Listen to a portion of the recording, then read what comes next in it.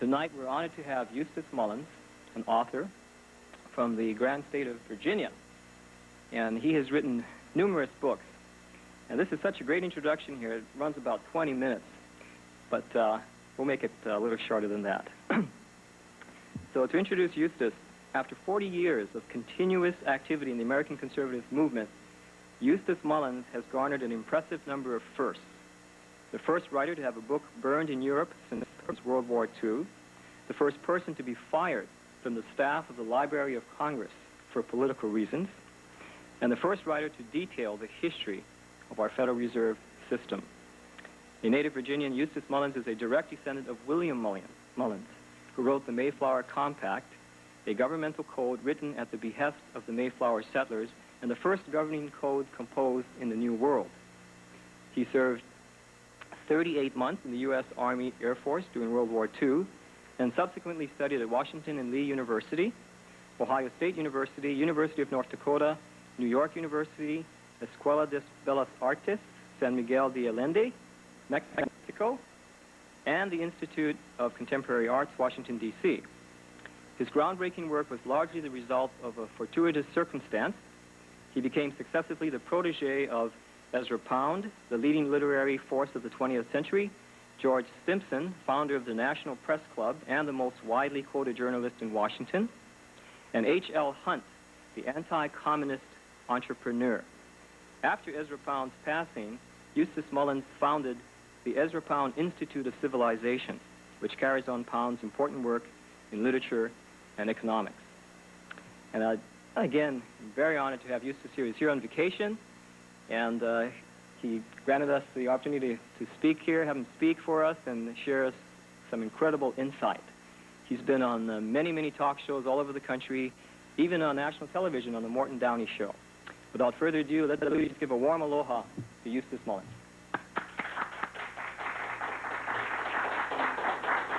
Thank you. Thank you, and thank you, ladies and gentlemen, for coming this evening. My first question I have to ask you is, do you know where your government is tonight? Because you think of our government as being in Washington, D.C. More likely it is in New York, it is in London, it is in Paris, it is everywhere, but not in the hearts of the people. When we speak of our government, we think of what our educationists call it, a democracy. It is not. It is a republic in which we, the people, choose our representatives to act in our stead and for our welfare on a local level, on a state level, and on the national level, and also on the international level. We do have a constitution. That constitution was drafted by men who had rebelled against tyranny, and they wanted to ensure that their progeny would not be the victims of an evil tyranny, an alien government such as they had suffered under for so many years. Because of that, the Constitution was intended solely as a safeguard for the people. It was not and has never been intended as an instrument of government per se. Thomas Jefferson said, "Bind them down by the chains of the Constitution where they can do no mischief."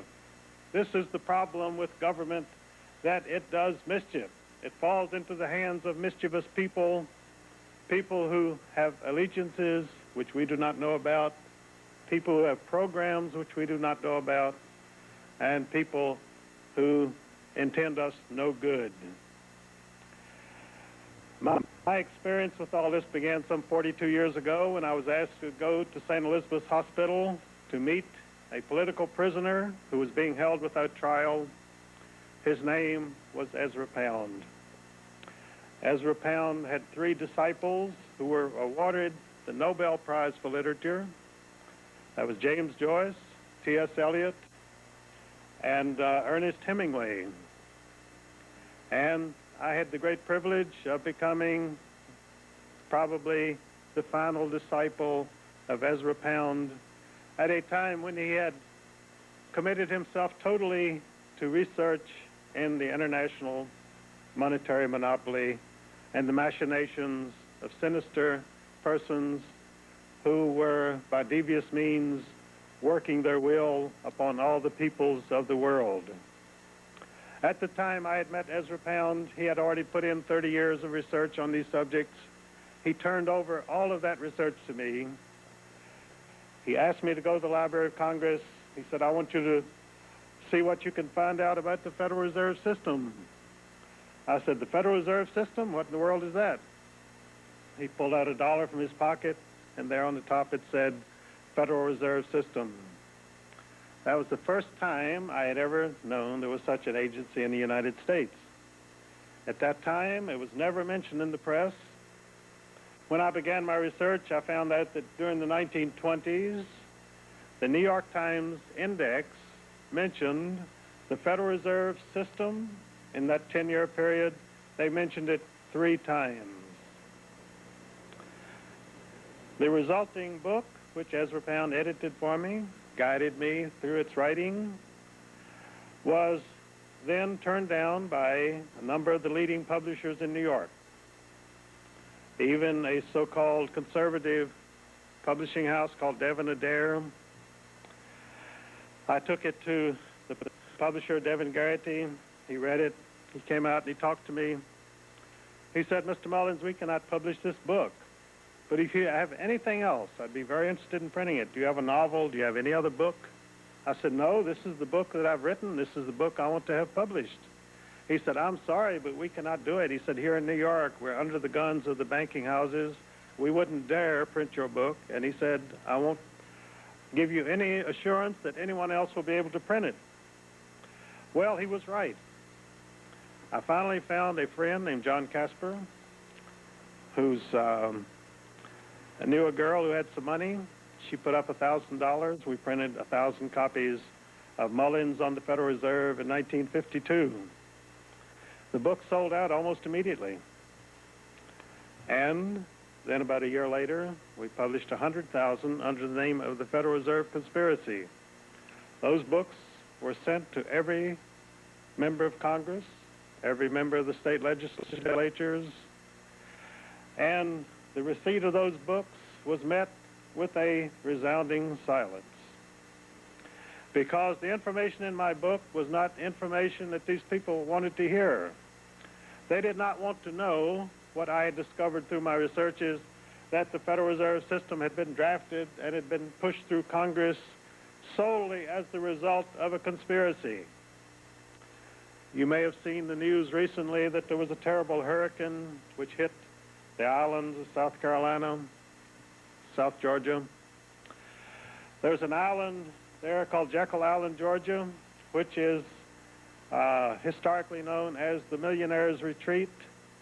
This is where the international bankers met in November of 1910 to draft a plan for a central bank. These men were Paul Warburg, a German immigrant, who was a partner of the banking house of Kuhn Loeb Company in New York.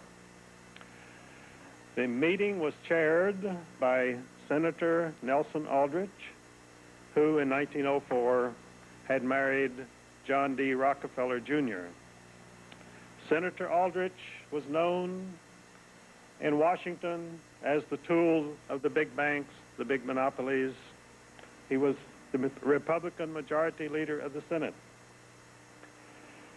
He was there strictly because of his political background. He contributed nothing to the actual drafting of the central bank plan, which was done mostly by Paul Warburg. Paul Warburg had served his apprenticeship in Europe in the House of Rothschild.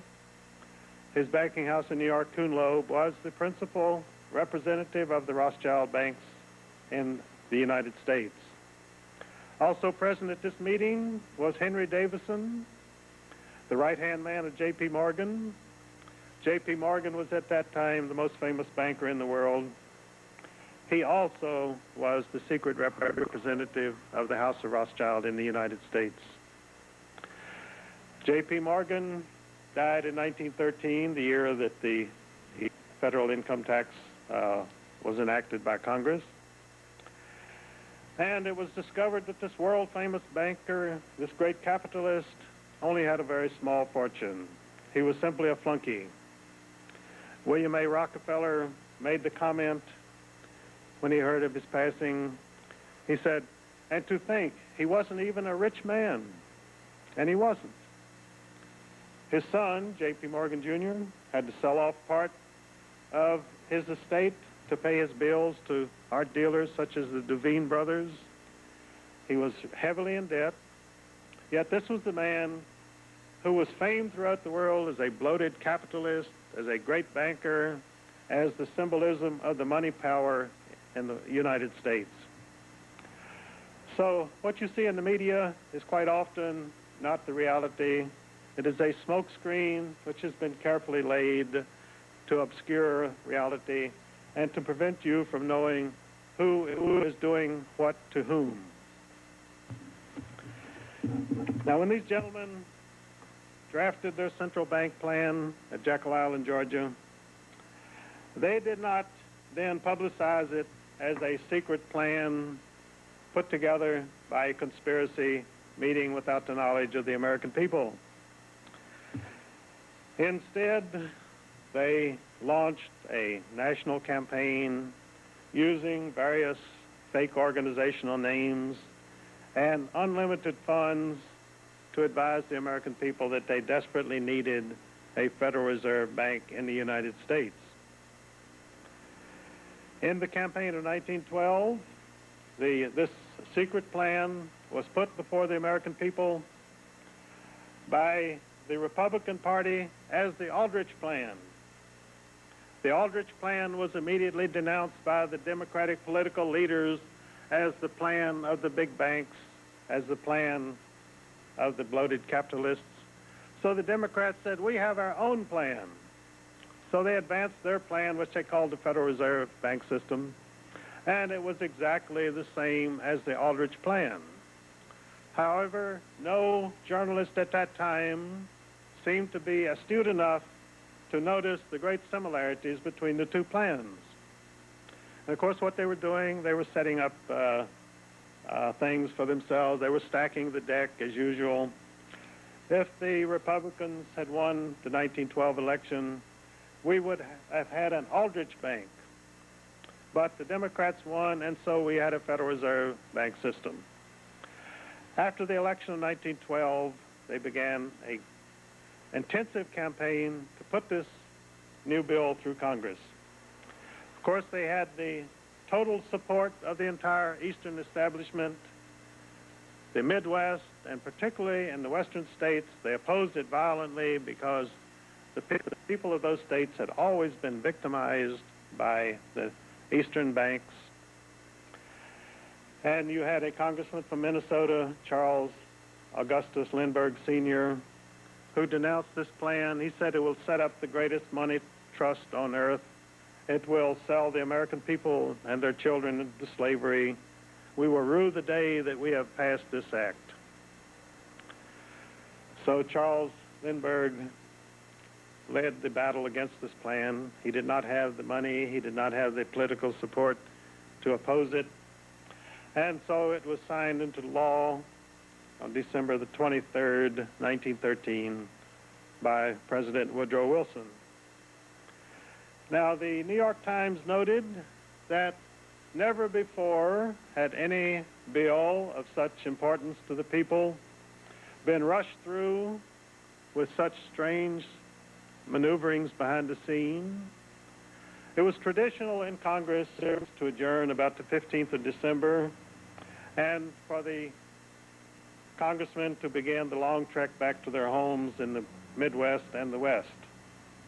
After most of the principal opponents had left, they rushed this thing through on December 23rd. That could have been challenged later on, but once it had been signed into law by the President of the United States, there was no more public criticism. In 1914, they organized the 12 Federal Reserve banks. The American people had no idea that there was only one Federal Reserve Bank, the Bank of New York, Federal Reserve Bank of New York, which was controlled by 5 big New York banks, which in turn were controlled by 3 subsidiary banks of the Bank of England in London. The other 11 banks, as was pointed out later, were simply so much expensive window dressing. The Federal Reserve Bank of New York has always been the money center bank. The other banks have rubber-stamped whatever monetary proposals were advanced by the president of that bank, and he himself simply represented those 5 banks which held the controlling 53% of stock in that bank. Now, in 1984, I went to the chief administrator of the Federal Reserve Board of Governors, Joseph A. Coyne, in Washington. I just dropped in on him. I stopped at the Federal Reserve building. I said, I'm going to catch this guy. I had ordered from the Federal Reserve Board the original organizational certificates of each of the 12 Federal Reserve banks in 1914, which showed exactly which banks bought how much stock, and those banks exist today, and they own substantially the same amount of stock today. There have been mergers, there have been transfers, but because the Federal Reserve System was set up as a monopoly, they provided in the Federal Reserve Act that the stock could not be bought, sold, or traded. Therefore, you have never been able to buy a single share of stock in any Federal Reserve Bank because there is not a stockbroker in the country who can obtain a share for you at any price. This has never been publicized. It's not known by the American people. We are given to understand, and congressmen have been queried by their constituents as to whether the Federal Reserve banks are government banks. The congressmen have usually replied, yes, indeed, they are government banks, when the fact is that the government has never owned a single share of stock in any Federal Reserve bank. The 12 Federal Reserve banks each issued their own stock. That stock was subscribed to by banks in their district. There were 12 districts. And if that bank happened to go out of business later on, that stock had to be turned back into the Federal Reserve System. There was no way that you could buy a bank which had a voice in the operation of the Federal Reserve System and then give yourself an entree into the manipulation of our money and credit for the benefit of private stockholders. They set up a monopoly, and they have maintained that monopoly to this day, again without the knowledge and consent of the American people. When my book was published in 1952, there was no general knowledge of any of these facts. Ezra Pound told me, he said, these people have conspired to gain control of the money and the credit of the people of the United States. And that is exactly what they have done. But because over the intervening years, this book has been circulated widely, there have even been 3 plagiarized editions of it printed and sold in the last 25 years. And therefore today, almost any time that you pick up a paper, on the financial page, you will see some reference to the Federal Reserve System. This was unheard of before 1950 or 1960. I read in the Wall Street Journal a few days ago that a Congressman Hamilton, had introduced a bill to rip away the veil of secrecy from the meetings of the Federal Reserve Board of Governors. And because he had introduced this bill, the chairman of that board, Alan Greenspan, had invited this congressman to lunch at the Marble Palace on Constitution Avenue, the Federal Reserve Board building. So congressmen are beginning to get into that building, which has been closed to them for many years. As I said, I walked into that building, and I went up to see Joseph Coyne, and his secretary said, Mr. Coyne can only give you a couple of minutes because he has to go to a meeting. I said, that's quite all right. I just wanted to stop by and speak to him for a moment. So I went in, and he seemed a little uneasy, and I found out later that the Federal Reserve Board library a small monetary library for the Board of Governors downstairs, had every copy of the various editions of my books in that library. So they weren't missing any bets. So I asked Joseph Coyne about the voting rights of the various banks who held stock in the Federal Reserve banks. He said, "Let me assure you that even if a bank has only 2 shares, that they have the same voting rights as the Chase Bank, which has 15,000 shares." Now, anyone who believes that would believe in the tooth fairy from now on. So I didn't argue with him too much about that. And then I asked him, I said, "You know, there must have been a lot of interest in those organizational certificates that I ordered from the board." He said, "You know, since 1914, you're the first person who ever ordered those certificates." So I reprinted them, and I circulated a few of them.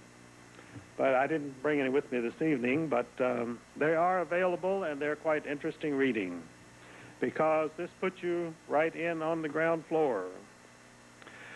Now let us ask, what has been the effect of the conspiracy of November 1910 and the enactment of the Federal Reserve Act in 1913 by Congress? Well, the dollar of 1913 has exactly 1 cent of purchasing power in 1989. That is what the conspirators have done for us. I was in the Smithsonian Museum a few years ago, and they have a monetary exhibit which is quite interesting in the American History Building. And they had a very cursory exhibit of Federal Reserve notes. And there was one note, a $100,000 note, Federal Reserve, which had the picture of Woodrow Wilson himself on it. You know? So I think anyone who had one of those notes would be very happy indeed. And that's the only one I've ever seen, is the one. They were in banks.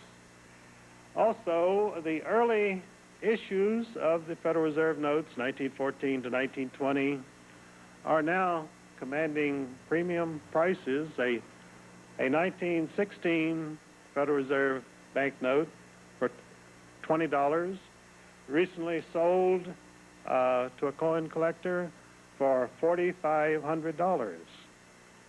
So there's been quite an inflation, not only in the purchasing power, but also in the value of the early Federal Reserve notes.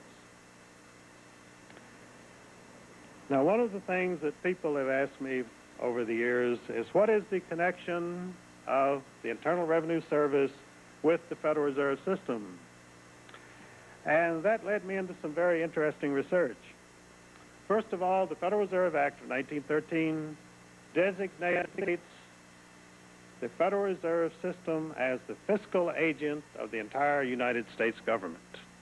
Now, you know we have a Treasury Department, but the Act of 1913 superseded the Treasury Department and replaced it with the Federal Reserve System. And probably you don't know that all that money that you pay to the Internal Revenue Service never goes near any government agency. It is trucked directly to a Federal Reserve bank. I was told that by Paul Desfosses, who himself had been an Internal Revenue Service agent for 23 years. And you recently had a taxpayer Bill of Rights passed by the Congress. Paul Desfosses was interviewed by the Washington Post a couple of months ago, and he told his interviewer, he said that act is mere window dressing. He said that it gives no protection whatsoever to the taxpayer. He said, furthermore, Congress does not expect any IRS agent to act according to the principles of the Taxpayers' Bill of Rights, because Congress needs more and more money for the billions of spendthrift and giveaway projects which they're engaged in and from which they get their graft and kickbacks. And therefore, no congressman is going to support any help for the American people in the way of tax reform. In fact, the principal goal of every congressman in Washington, whether he wants to come out and say so or not, is to raise more taxes so that he can spend more money. Now, after the Federal Reserve System went into operation as the fiscal agent of the United States, they were authorized to print elastic currency. Paul Warburg had been publicizing for 10 years before he wrote the Federal Reserve Act. He had been publicizing the need for a more elastic currency. Now, what does elastic currency mean? Well, if you ever wrote a rubber check, you know what elastic currency is. Elastic currency is something you could stretch far beyond its original value and have it cover many more bills than it was ever intended to cover. So now that the Federal Reserve System was authorized to print as a bank of issue, that is a central bank, the definition of a central bank, which Thomas Jefferson inveighed against in 1793 when Alexander Hamilton wanted to set up the first bank of the United States, a central bank has the power to print money. A central bank also is owned and controlled by private stockholders. It may have a government name. It may call itself the Bank of England, the Bank of France, the Federal Reserve System, but it is a privately owned money monopoly which has a license to print money. If you do it, they call you a counterfeiter. If the Federal Reserve System does it, they call it a public service. It costs them a half a cent to print a $100 bill. And that money is issued against government bonds, which are also issued by the Federal Reserve System. Your government buys those bonds, gives the Federal Reserve System a bookkeeping entry of the full value, 1 billion, 10 billion, and begins to pay them interest on this book-created money. Then the dollar bills which you carry in your pocket are issued against those interest-bearing government bonds. Now, early on when I was working with Ezra Pound there at St. Elizabeth's Hospital in Washington, he said, well, you've got to learn the difference between interest-bearing and non-interest-bearing currency. Well, he might as well have been talking Greek. I hadn't the faintest idea what he meant. But I later found out that President Abraham Lincoln had issued greenback money during the Civil War because he rebelled against the 19% interest which was being charged him by the New York bankers on government loans to fight the Civil War. So Abraham Lincoln said, I have the constitutional authority to order the Treasury to print greenback notes, and he did so. And they were non-interest-bearing currency. So he was assassinated, and they went back to printing interest-bearing currency. In 1963, we had another president who said, I'm going to authorize the issuance of non-interest-bearing currency from the Treasury Department. And he did so, and he was assassinated in Dallas. And the next president, Lyndon B. Johnson, immediately rescinded the Treasury notes of 1963, and we went back to interest-bearing currency. So you see, it's pretty dangerous for a president to get into non-interest-bearing currency. We've lost a couple of presidents that way, and I think if anyone else tried it, we'd lose them too. But the immediate effect of the creation of the Internal Revenue Service was to sop up this enormous outpouring of paper money by the Federal Reserve System. This money was printed, and it was issued in various forms to the people as wages, salaries, interest, so forth. But they had to constantly keep a tight control over it so that it wouldn't get out of hand, so that you would not have a runaway inflation such as you had in France during the Revolution, and you had the inflation of the continental currency after the American Revolution, and you had the inflation of the German mark in 1923 in Germany. So the function of the Internal Revenue Service, it's sort of like a garbage service to go around and sop up the excess money and keep the whole money-making system from getting out of hand. And that's what the Internal Revenue Service does, and that's why they are so so cruel to the American people because they cannot give an inch. They have to get that money away from you and get it back so that the entire monetary system will not collapse. I take this up in my new book, The Rape of Justice. I have 2 chapters on taxation.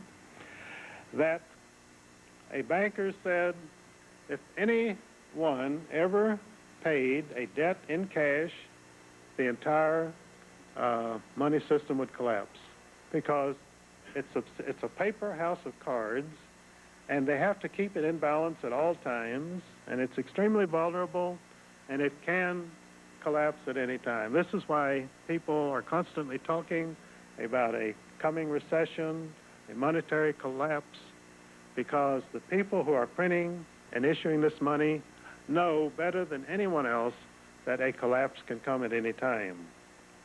So people frequently ask me, well, when is the collapse coming? And it's sort of like asking, when is the next hurricane going to hit the coast of South Carolina? Because it is definitely going to come, and when it comes, there will be devastation. Now, we have had, in the past 50 years, we have seen the Democratic Party of the United States taken over by the Stalinist wing of the Communist Party. It has been later opposed by the Trotskyites, who call themselves anti-communist. Many people believe that the Republican Party, which came into power in 1980, is a strongly anti-communist party. That is a misconception because it is actually an anti-Stalinist party, and it is committed to battling to the death the Stalinist wing of the Communist Party, which is enthroned in the Democratic Party of the United States. How did this come about? In 1933, Franklin Delano Roosevelt became president with the support of Bella Moskowitz of New York, who was one of the chief organizers of the Communist Party and a lifelong Stalinist. She was the one who inducted atom spy Julius Rosenberg into the Communist Party. So when Roosevelt came into power, he had a secret communist cell called the Harold Ware Cell, which composed the leading bureaucrats in the Roosevelt administration. These men were all hardcore Stalinists.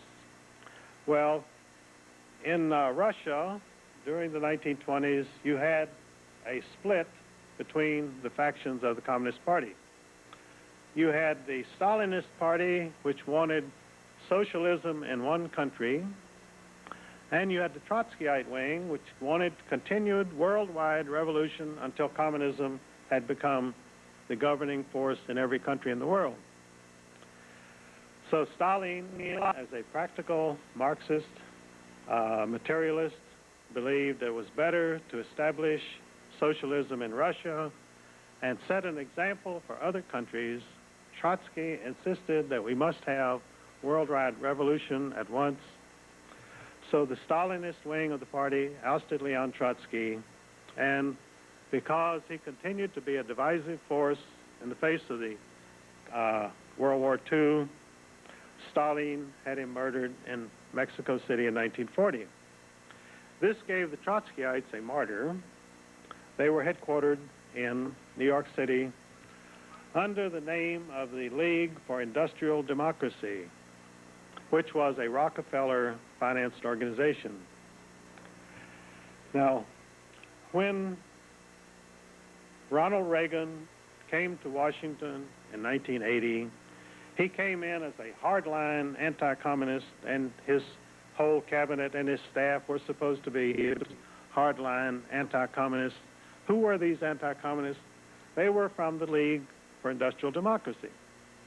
They came from the Hoover Institution and Stanford University in California.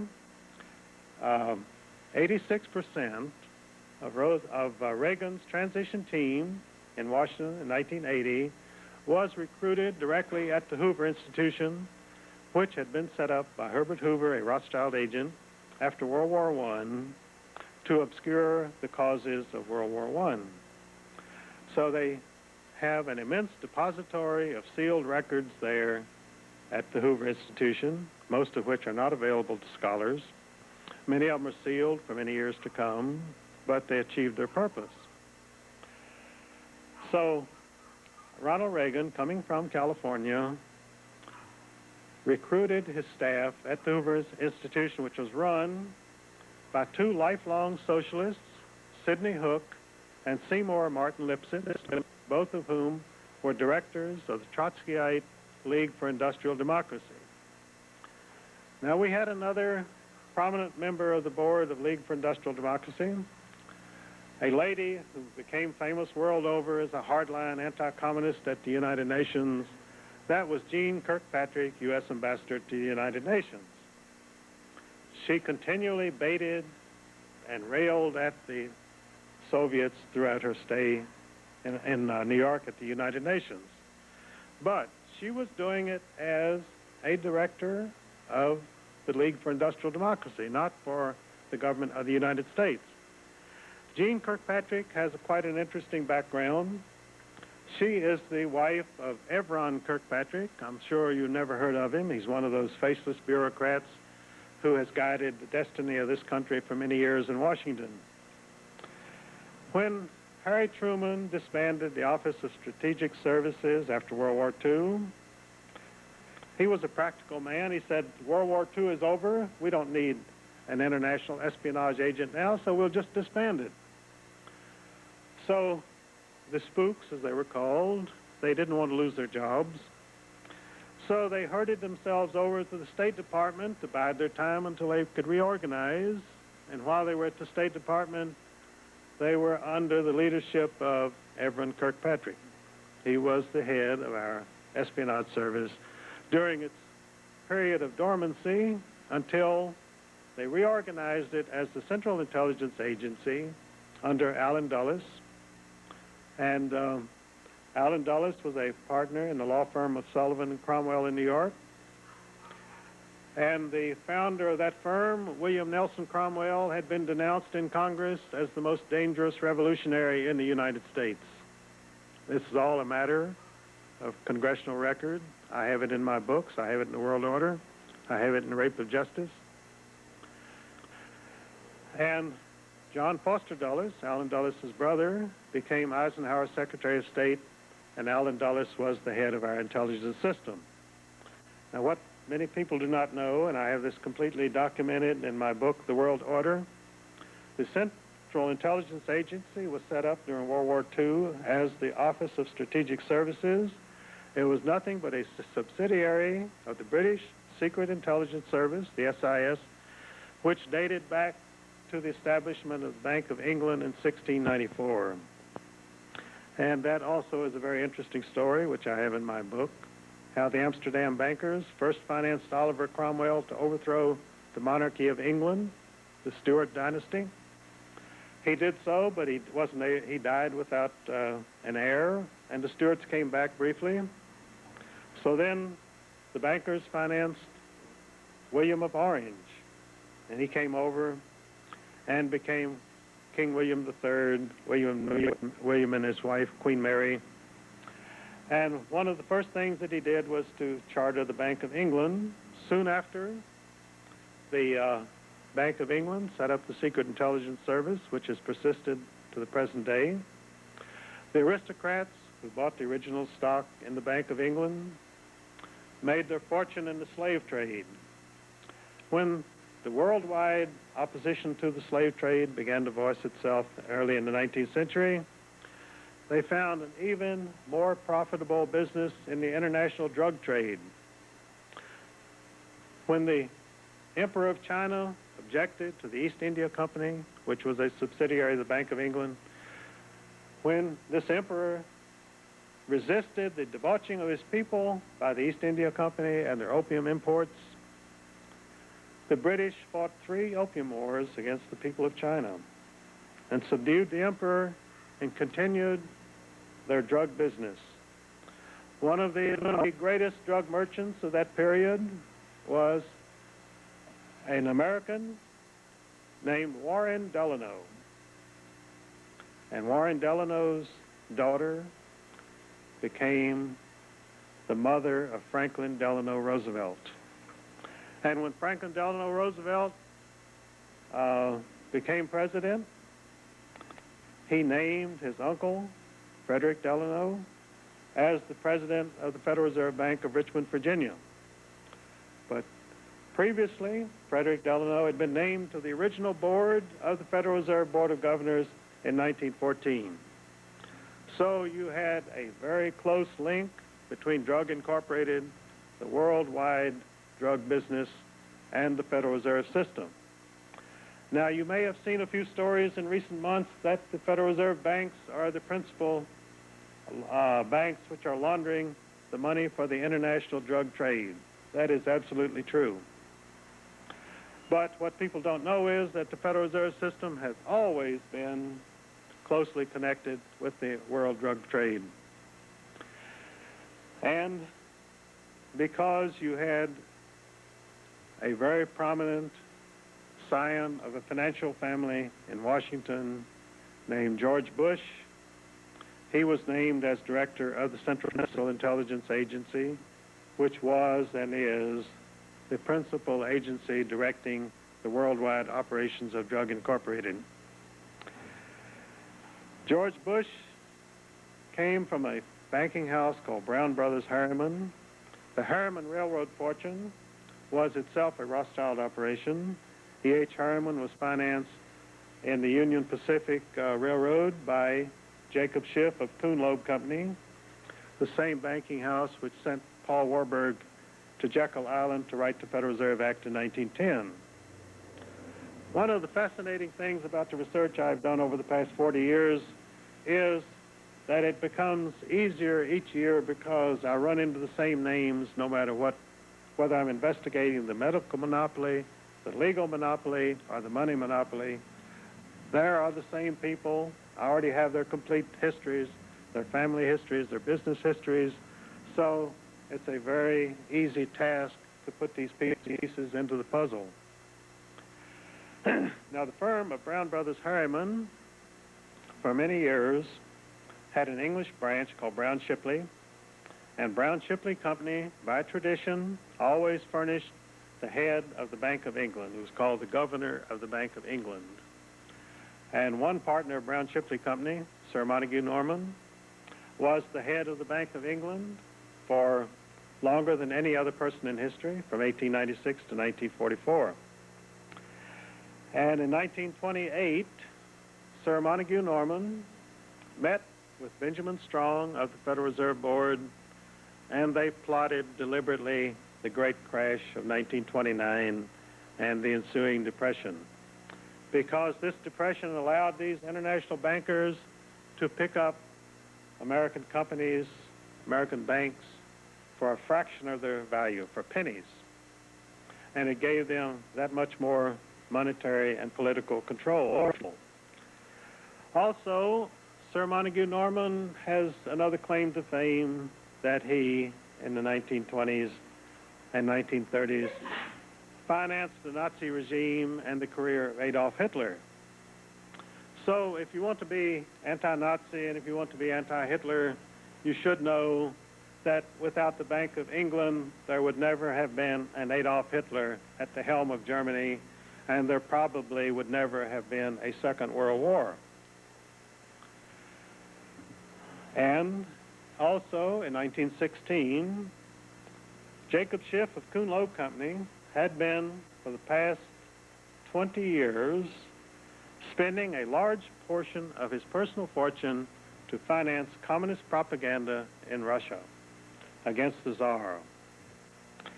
And that task was taken over by a large group of New York financiers. They set up a company called American International Corporation.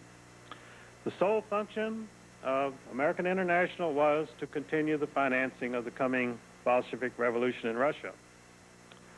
One of the directors of American International, and it had some of the most august names in American finance in it, Percy Rockefeller and others, one of the names of the directors was George Herbert Walker.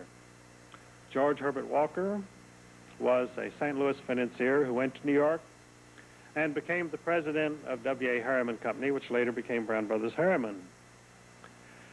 And George Herbert Walker's daughter married a man named Prescott Bush, who entered the firm of Brown Brothers Harriman. And they had a son whom they named after her father, George Herbert Walker Bush, the present President of the United States. So here again, much of my research has been into family dynasties.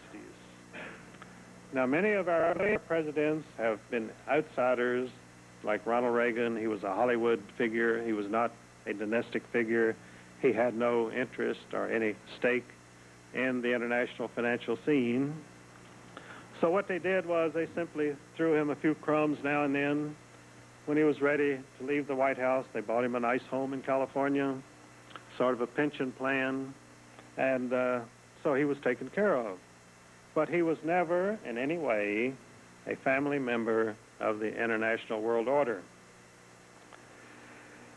Now, these so-called anti-communist right-wing organizations, which you may have heard of in recent years, such as American Enterprise Institute, Heritage Foundation, the Georgetown Center for Strategic and International Studies, the Hoover Institution at Stanford University.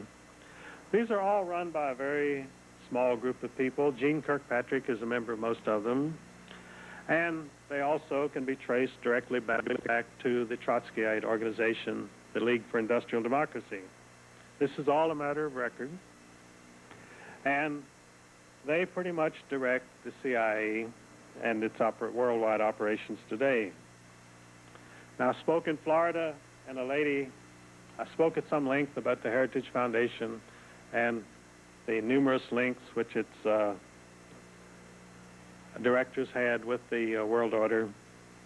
She said, you know, I just sent them a check for $1,000. I certainly wish I hadn't sent it. But she said, I'm not going to send them anymore. And if any of you are supporting any of these fake right-wing organizations, I urge you to look around, find out what your money is being spent for, find out what their program is, find out what Gene Kirkpatrick is up to, because she was known during her years in New York, she was known as Miss Israel, because she defended every atrocity committed by the State of Israel against Palestinian women and children. Every bullet fired into those civilians in Palestine was paid for by the American taxpayer. You taxpayers pay every Israeli soldier $12,000 a year. So they have a free hand to do whatever they want to maintain their occupation of the West Bank, to deny the Palestinian people their autonomy, and to give them the nation which they strive for, and a position in the world which they strive for.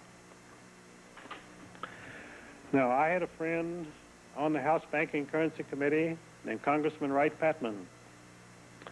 He spent most of his congressional career trying to find out two things. He wanted to find out who actually owned the stock of the Federal Reserve banks, and he wanted to conduct an audit of the Federal Reserve System. He died without ever attaining either of those objectives. But after I was able to obtain the original organizational charts of the 12 Federal Reserve banks in 1983, I was able, from those charts, to find out the principal stockholders of the major stockholders of the Federal Reserve banks for the first time. Now, there are a number of congressmen battling to audit the Federal Reserve System, to bring them up to date, to find out what they've been doing. You also have Congressman Hamilton, who is trying to lift the veil of secrecy from the Federal Reserve Board meetings.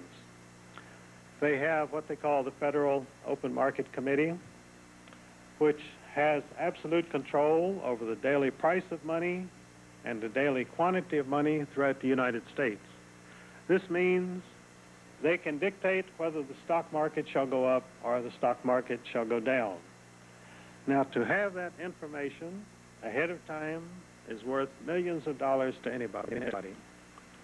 So this is why they say they must operate in absolute secrecy. But these same governors of the Federal Reserve System are appointed by these banks, and you can be pretty certain that the chief stockholders of those banks have some idea of which way things are going to go. They have some way of making their wishes known to the Board of Governors. When Paul Volcker was named chairman of the Federal Reserve Board of Governors by President Jimmy Carter, the New York Times stated that Volcker had been actually chosen by David Rockefeller and by Robert Russo. David Rockefeller was president of the Chase Manhattan Bank in New York, and Robert Russo was a partner of Brown Brothers Harriman. So you see, you have a very small crew running the affairs of the United States. And then, of course, when you had Alan Greenspan chosen as the next chairman of the Board of Governors of the Federal Reserve System, Alan Greenspan came to the Federal Reserve from J.P. Morgan Company. Now, I mentioned to you in November 1910, one of the Jekyll Island conspirators was Henry A. Davison, the right-hand man of J.P. Morgan at J.P. Morgan Company. Now here, 75 years later, you had a partner of J.P. Morgan Company chosen as the new chairman of the Board of Governors of the Federal Reserve System. And of course, Paul Volcker had come to Washington as chairman of the Board of Governors from the position of president of the Federal Reserve Bank of New York, and he had originally worked for the Rockefeller Bank, Chase Manhattan Bank, and he had a long history of serving the big money interests in New York. And of course, after Paul Volcker became chairman of the board, we had the most ruinous inflation that we've had in many years. We had 25%. You may remember those tough years when many automobile dealers, home builders, contractors were forced out of business because the interest rate had skyrocketed to a point that they could not sell a car, they could not sell a house. This is the power which the Federal Reserve Board of Governors has over every citizen of the United States. As I say, I went to see George Hansen in 1983, and he was on the Federal Reserve Board. He was on the Federal Reserve Subcommittee of the House Banking and Currency Committee. I talked to him, and I talked to Ron Paul, who was also on that committee. They were both subsequently defeated in their re-election bids for Congress. George Hansen was not only defeated for Congress by the active intervention of IRS agents in his home state of Idaho. They went to every contributor in his campaign, and they threatened them with audits, and they put pressure on them, and George Hansen wound up being defeated. They also put him in prison because they had passed an ethics bill in Congress which set up certain bookkeeping regulations which a congressman were supposed to follow. It was so complicated, no congressman knew how to do it. George Hansen sought help from other congressmen and from lawyers, and he filled it out to the best of his ability. Later on, they singled out George Hansen, no other congressman, and said that he had not filled it out correctly, therefore he was in violation.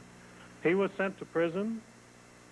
He was paroled, and I was on the podium with George Hansen a number of times. We spoke in Dallas, and at that meeting, the agents were there to pick him up and return him for violation of parole. But he and I went out to lunch out a side door, and they missed us.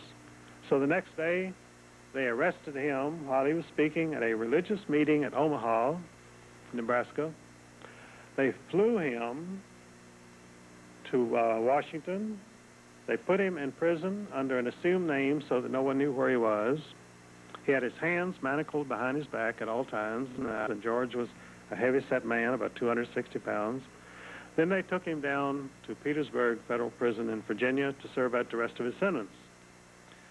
The treatment meted out to him was so brutal that 268 congressmen signed a petition to the President of the United States to ameliorate his conditions, or even to grant him parole. Hundreds of thousands of letters and telegrams were sent to the White House asking for clemency for George Hansen.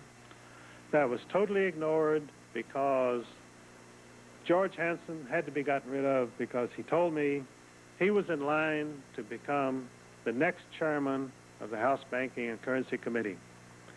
In that position, he would have had absolute authority over the Federal Reserve Board of Governors. They were determined they were not going to let George Hansen be reelected. They were going to get him out of Congress. They did get him out of Congress. He's out of Congress today. He served every day of his sentence without parole, as though he had been the most hardened criminal in the United States. This was a man who had never offended anybody, had never gotten even a parking ticket. And the Washington Post even commented wryly on the editorial page. They said, the Department of Justice would have you believe that the streets of Washington are safer today because George Hansen is in prison. But this is what happens when you offend the secret powers of the world order, control our government. Ron Paul ran for president of the United States on the Libertarian Party. I had advised both George Hansen and Ron to run for president as Republicans. They were Republicans. They had been in Congress as Republicans. I said, run as Republicans.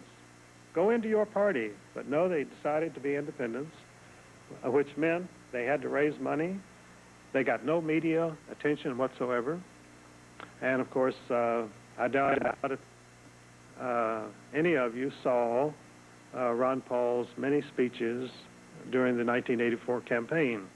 He was only allowed to appear on CNN and various cable networks. He never got any major news coverage. And another acquaintance of mine, David Duke of Louisiana, ran for president on the Populist Party ticket. He also got absolutely no media attention. And in fact, when they had a meeting of presidential candidates, a debate between presidential candidates at Tulane University in Louisiana, I was down there at that time, they refused to allow David Duke to participate in that meeting because he would have gotten media attention. He was absolutely frozen out. They would not let him into the building. So then, after the presidential campaign, David Duke decided to run for an opening in the state legislature. And the people of his district, the working class district in Louisiana, Metairie, Louisiana, they worked very hard. They house-to-house canvassed, and they let the people know that David Duke wanted to represent them. And they elected him overwhelmingly, despite the fact that the entire upper echelon of the Republican Party came down and campaigned against him for his opponent. And it backfired on them because it was so flagrant what they were doing, so blatant, that the people said, we're not going to be dictated to by Washington. We are going to elect our own state representative, and they did exactly that. After he was elected, Lee Atwater, the Republican National Committee leader, wanted to have the legislature refuse to seat David Duke, who had been legally elected. Other leading Republicans, including George Bush himself, tried to stop David Duke from being seated in the legislature. They couldn't do it. They were defeated. They walked away with egg on their faces, and David Duke is sitting in the Louisiana legislature today, where he is almost the only member who is battling against higher taxes, battling against a greater extension of the bureaucracy. And this is what we need all over the United States. We need for local people to elect their own representatives. We need to defeat the well-paid minions of the world order who intend to bind more chains upon us. And we have to defend ourselves on every level. This is the problem. This is what the Constitution wanted us to do. They set up the safeguards. It is up to us to live by those safeguards and to defend our nation and our Constitution. Thank you.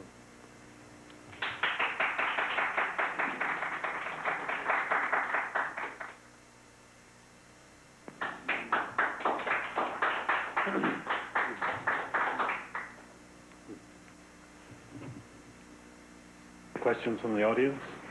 Yes. Eustace, you mentioned that the IRS collects the tax money, and then they truck it directly to the Federal Reserve banks in their respective regions. That's right. Of which there are 12. Yep. How do they account for all of this? Are they ever audited so we know exactly how much money went to the Federal Reserve Bank?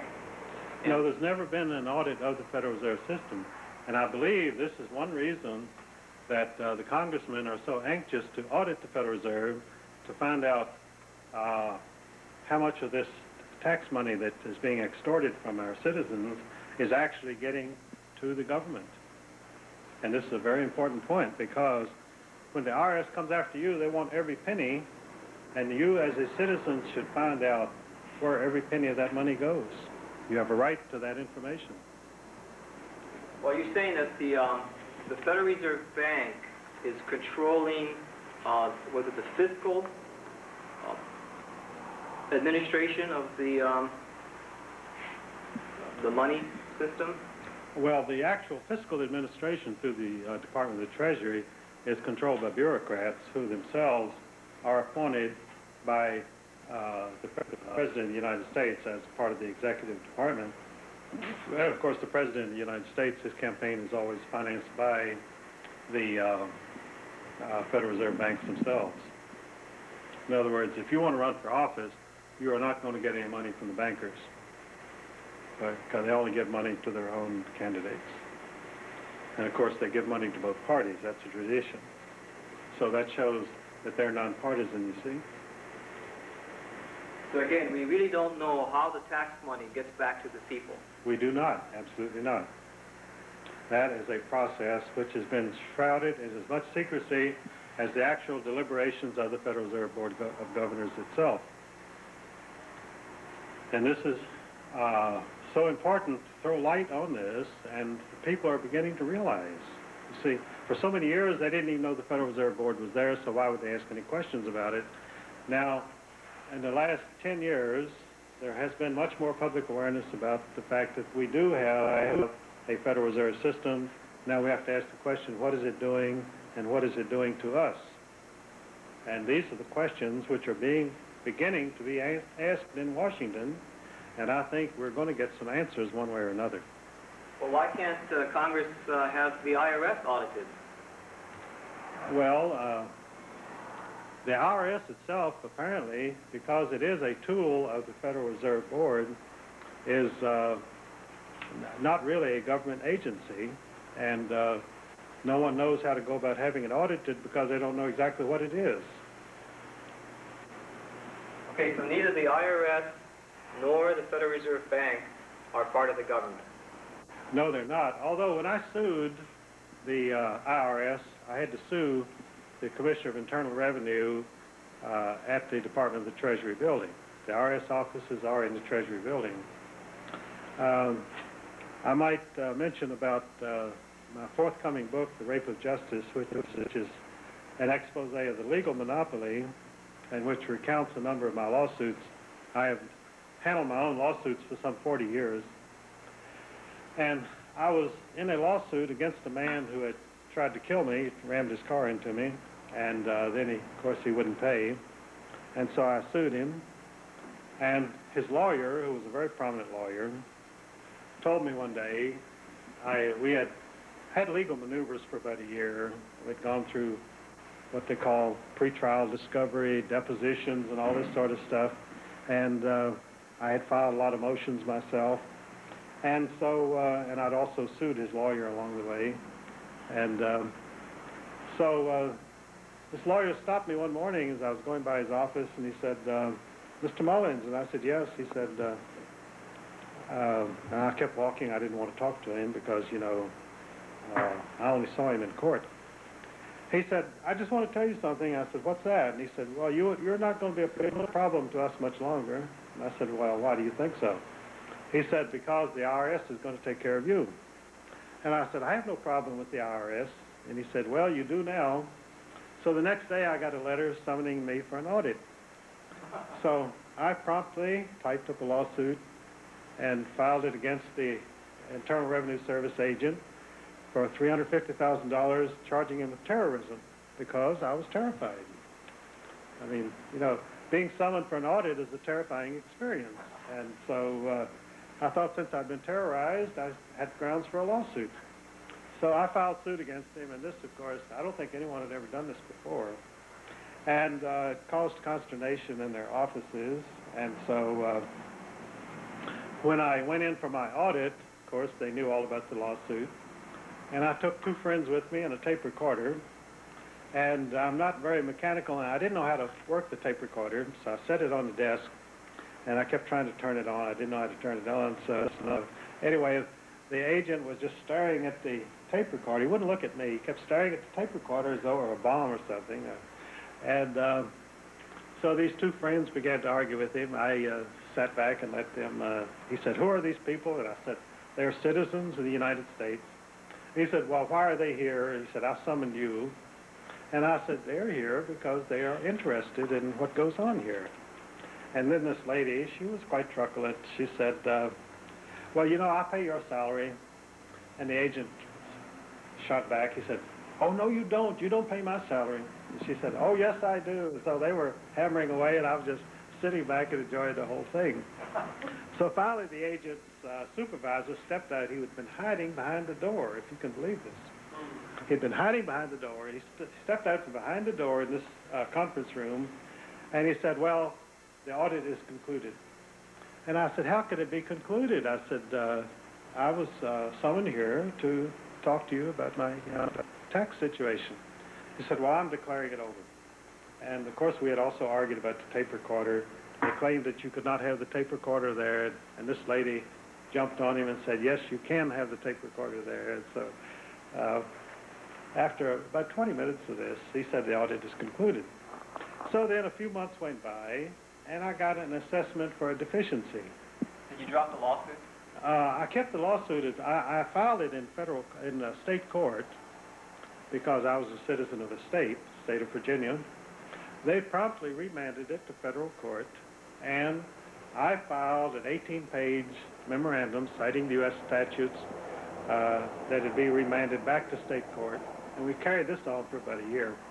So finally, they got it dismissed without a hearing, but during that time, I filed 38 motions, including 11 motions for an injunction to halt the collection of all income taxes in the United States until these important constitutional principles of my lawsuit had been resolved. Now, of course, they didn't want to halt the collection of all income taxes in the United States, so they never heard my motions, and they finally dismissed the suit without a hearing. Shortly after that, I got a notice of deficiency. So I filed with the U.S. Tax Court. And because of my unique personal history,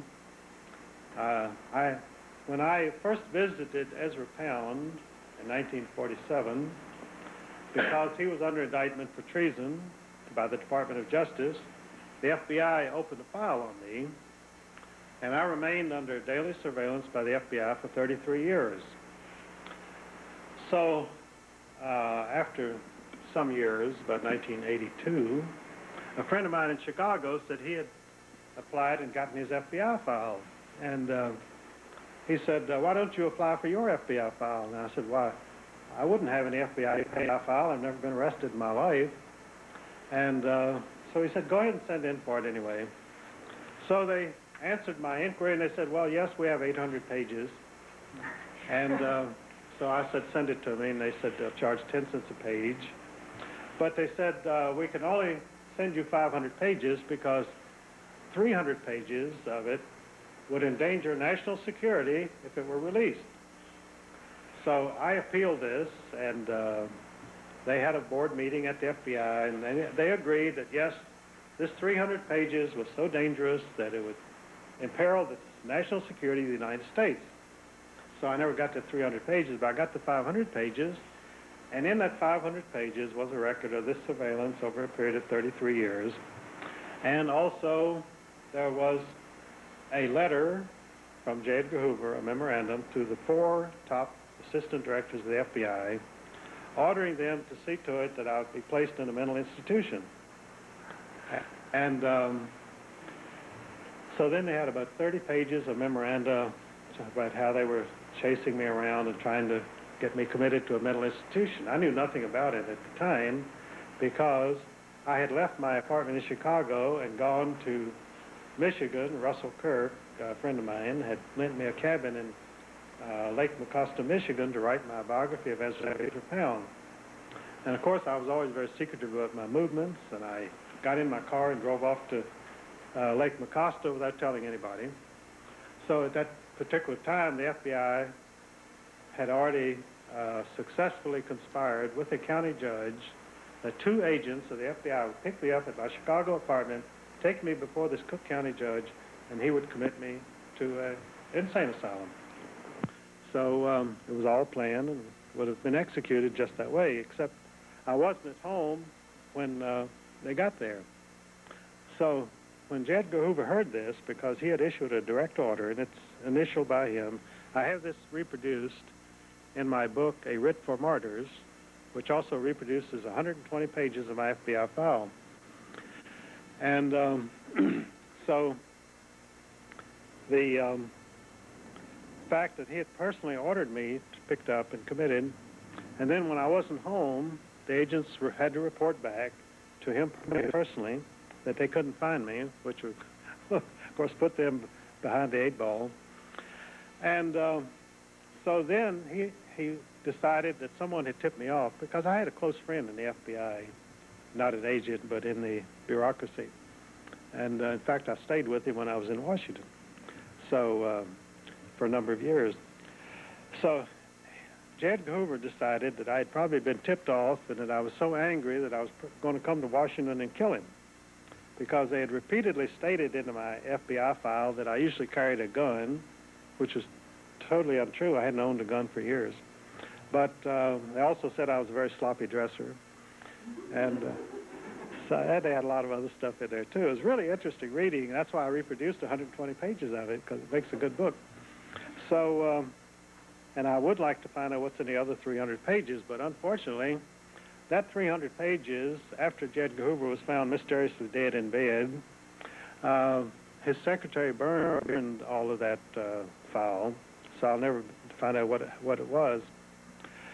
But J. Edgar Hoover, when he decided I was on my way to Washington to kill him, issued a national alert for me, and they had FBI agents watching every airport and railway station and bus station in the United States. And so they didn't find me. So finally, through a fluke, they found me at Russell's camp, because a friend of his had gone down to Chicago to see the symphony, and I said, why don't you stay at my apartment and pick up my mail? So when he drove up behind my apartment in the alley there and went upstairs to open the back door, he came back down, and about 30 FBI agents jumped out of the dark with drawn guns and flashlights in his eyes, and they were all screaming, "Where's Mullins?" And so he told them I was at Lake Mecosta, because it was no secret. And so then they rushed off, and then he looked in his car, and they had taken his keys, because they thought it was me, you see. And so they had grabbed the keys immediately, so that when I came back down, I wouldn't be able to make my getaway. Of course, how I could get away with 30 FBI agents shooting at me, I don't know, because this was only 2 blocks from where they shot down John Dillinger at the Biograph Theater. And, of course, that was an execution. When he walked out, they simply filled him full of lead. And they probably would have done the same to me, I don't know. So anyway, when I went before U.S. Tax Court, I had this file, and I filed a number of legal motions before the tax court, including a stipulation that the court recognized that the FBI and the IRS had for years been engaged in an illegal conspiracy to have me committed to a mental institution. So I went down for my hearing after about a year, and I chose to have it heard in Richmond, Virginia, which was closer to me, although I could have gone up to Washington to the main building. So when my case was called Mullins versus Commissioner, I stood up and I said, Your Honor, I have some stipulations before the court, and I hope we'll be able to hear those today. And the judge shot back at me. He said, Mr. Mullins, the court is not going to have time to go into all that. He said, what I want you to do is go in with the U.S. attorney into this conference room and you all thresh this thing out. So they weren't going to hear any of our motions because naturally they did not want a court record of a conspiracy between the FBI and the IRS to have me put in a mental institution. So I went in with this young, and the IRS, by the way, did not have any representative there. Here I was suing the Commissioner of Internal Revenue, and they sent down a U.S. attorney, not an IRS attorney at all.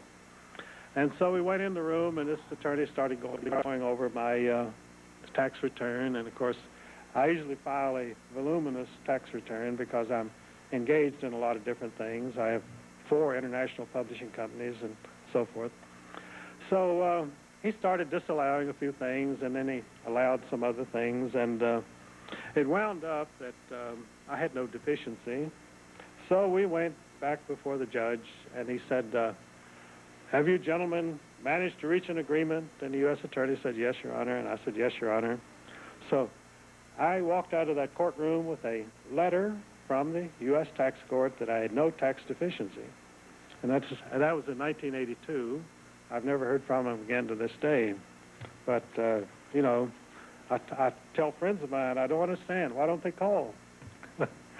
But because I have some other theories. I have 2 chapters in my new book, The Rape of Justice, on taxation.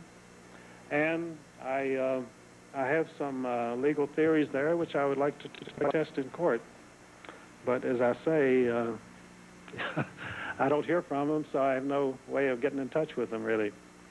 The IRS seems to have vanished. How do you know that the FBI has closed your file? Oh, they haven't closed my file. They claim they have. They never closed the file. I imagine that they are still keeping pretty good track of me because, you know, I get out a book every year, and I usually manage to get a few flattering references to them in there. And in fact, in my biography of Ezra Pound, I had a couple of paragraphs about the FBI, and I found this was published in 1961.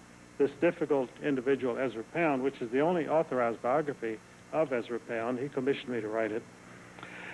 And in my file, I did find that J. Edgar Hoover was extremely upset by what I had written about the FBI in that book in 1961. I think he wanted to have its circulation stopped. And it sold very few copies. Well, it was remaindered almost immediately. It was published by a New York publishing company called Fleet Publishing Company, which a few months after they published my book, they went out of business.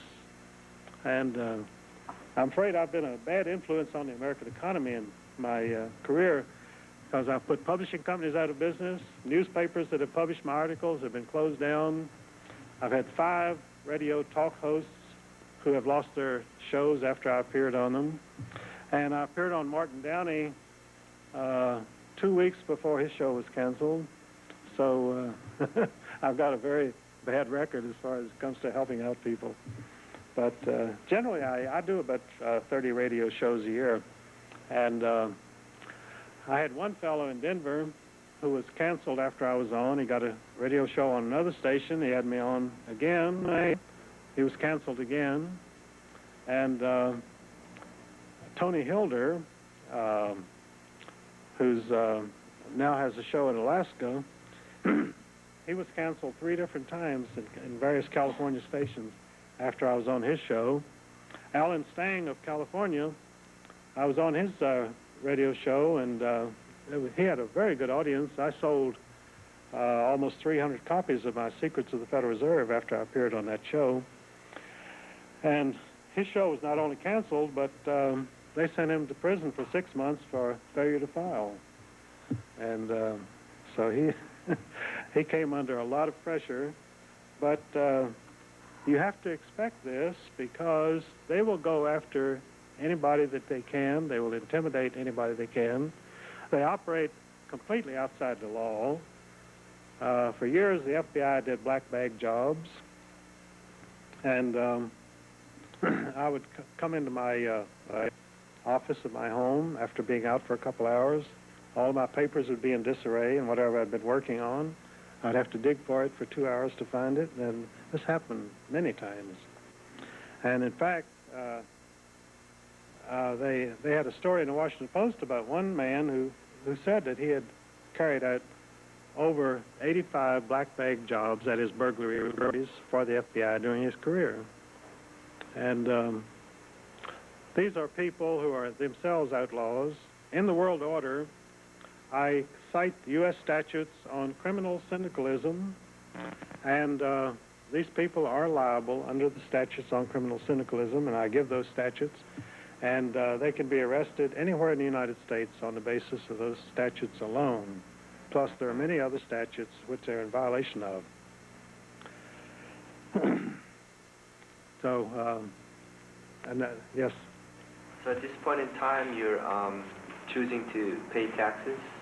Pardon? Are you a taxpayer yourself at this point? Well, I always say I pay anything I owe. If they can prove I owe something, I'll pay it. So you do file with the IRS? I file, yes. I file, and if they want an audit, they can have an audit. And if they want to assess a deficiency, I'll go back in the tax court, because there were a lot of things we didn't cover the last time I was there. So, in light of all that you know, can I ask the reason that you're choosing to file rather than take a non-filing position? Well, the problem with the non-filing position is that they come after you for what they call willful failure to file. And they could tie you up on that for quite a long time, and they have sent a lot of people to prison on it. And so I would rather send something in and let them play with it and object to it, and then we can go to court and fight about it, rather than just simply challenge them on the on who should file and so forth. Because there are plenty of people doing that. Irwin Schiff has done it, and many other people have done it, and Danny has done it, and so some of them have won, some have lost. I say in my book, The Rape of Justice, that when you go into American court, it's Russian roulette. The prosecutor spins the chamber and hands you the gun, and you put it to your head and pull the trigger. Hopefully, there's no bullet in that chamber, but you never know. That's the way our legal system works. And that's something else that we've got to correct, because there's no reason for any American citizen to go into an American court and play Russian roulette. He should go in there and have his rights protected. He should get justice. There's a new book out by Gary Spence, one of the best trial lawyers in the United States, called Justice for None. And the first sentence of that book, he says, there is no justice in any American court for the people. And this is a man who knows. I've been in the courts for 40 years. I know it. But people don't find this out until they actually get into court. Because they may think there's some corruption there, they may think there's some problems, but they think that you are going to get some justice. You get no justice. Go in there ready to fight. Go in there with all of the ammunition you have, and be prepared for a real struggle. Because they're not going to give you anything but a hard time. And if you hire a lawyer, I tell people that if you go into any prison in the United States, and there's a prisoner in every cell, and every one of those prisoners had a lawyer. And of course, I always represented myself. I hired lawyers a couple times. I had to fire them because within days I found out they were double-crossing me. And of course, you have the old saw that a man who represents himself in court has a fool for a lawyer. But my experience in the courts led me to believe that you have to update that today, that any man who hires a lawyer is a fool.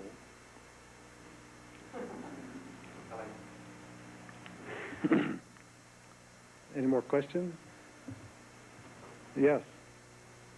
You made a reference to alien influence. Uh-huh. Was that on the Federal Reserve System or on the government, or what did you mean by that?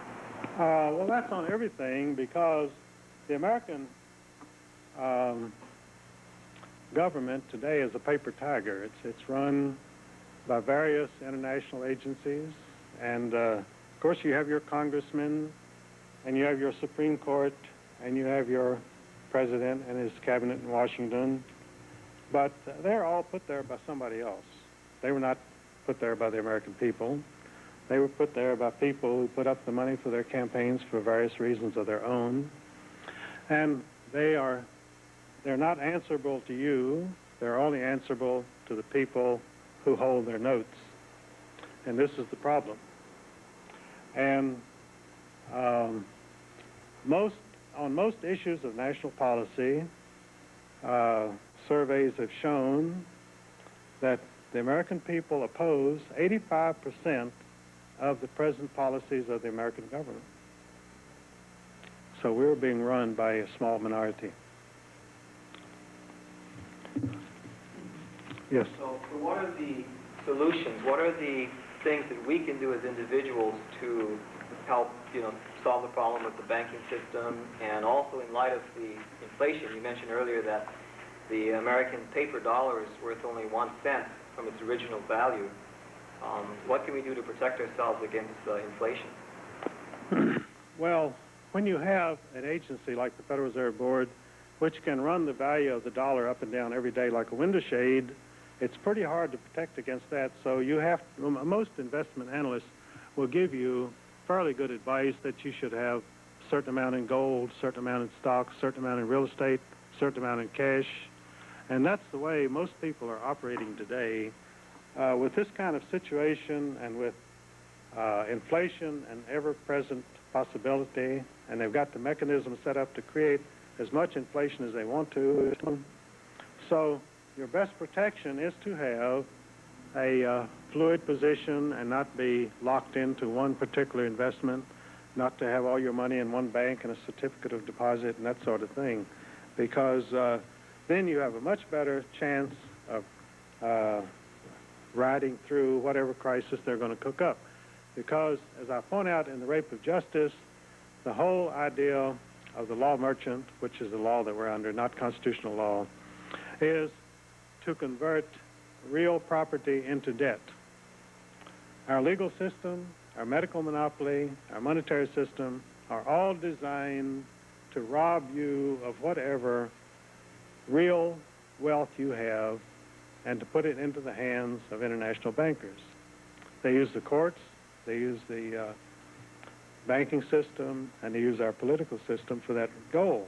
In other words, these people are not playing tag. They are serious about robbing you and enslaving you for the rest of your life.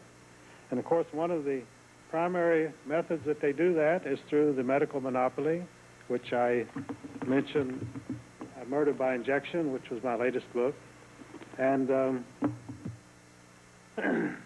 fluoridation of water, which chemically lobotomizes the people, the chlorination of water, which creates atherosclerosis, because by the chlorination of the water, and chlorine and fluorine, by the way, were surplus waste products of the big corporations, which they were spending a lot of money to get rid of. The chlorine was left over from World War I, and they had no use for it whatsoever. So they put it in the water, and they said, we're making your water safe to drink. Well, the chlorine also reacts with the fats in your diet to deposit fatty deposits through your arteries, which causes strokes and heart attacks. And after the chlorination of public water supplies, the heart attack ratio mounted astronomically in this country, and it's continued high every year. So they tell you to jog, and they tell you not to eat any butter and so forth, but as long as you're drinking that chlorinated water, you're going to get a heart attack. If you never touch butter again in your life, you're still going to get it. So, and the fluoridation, of course, works on your kidneys and your liver. It's a very toxic poison, which was a waste product of the Aluminum Corporation of America. And in the budget of Alcoa, they had a serious crisis how to dispose of this waste product without incurring many millions of dollars of expense. So they put their general counsel, a man named Oscar Ewing, in Washington as head of the Federal Security Agency, which also controlled the U.S. Public Health Service. And they gave Oscar Ewing a $750,000 cash bribe to put fluoridation in through the U.S. Public Health Service. This is a matter of congressional record. I have the actual page from the congressional record. It was put in there by Congressman Adolph Miller of Nebraska. So Oscar Ewing had the U.S. Public Health Service lobby for adoption of fluoridation of the water supply of every major city in the United States. One of the first cities to be fluoridated was Washington, D.C. itself.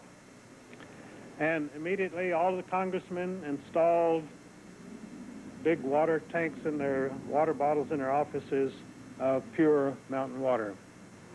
And one senator even went to a restaurant and he carried his own flask of water.